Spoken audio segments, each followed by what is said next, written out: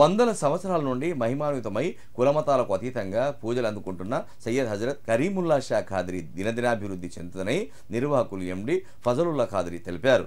సిద్దిపేట జిల్లా కొండపాక మండలం దర్గా గ్రామంలో కులమతాలకు అతీతంగా హిందూ ముస్లింల సహకారంతో నిర్మించిన మజీద్ భవనాన్ని వారు ప్రారంభించారు. ఈ సందర్భంగా మాట్లాడుతూ ఇటీవల ప్రత్యేక రాష్ట్రం ఏర్పడ్డాక దర్గా గ్రామం నూతన గ్రామ పంచాయతీ కావడంతో మరింత అభివృద్ధి చెందుతుందన్నారు. ప్రతి శుక్రవారం దర్గా దర్శనానికి వచ్చేవారికి నమాజ్ చేసుకోవడానికి సరైన మజీద్ లేక గ్రామంలోని ముస్లింలు తీవ్ర ఇబ్బందులు ఎదుర్కొంటున్నారని తెలిపారు. ఈ మేరకు కులమతాలకు అతీతంగా హిందూ ముస్లింల సహకారంతో నిర్మించుకున్న మజీద్ భవనంను ఇవాళ ప్రారంభోత్సవం చేసుకున్నట్లు తెలిపారు.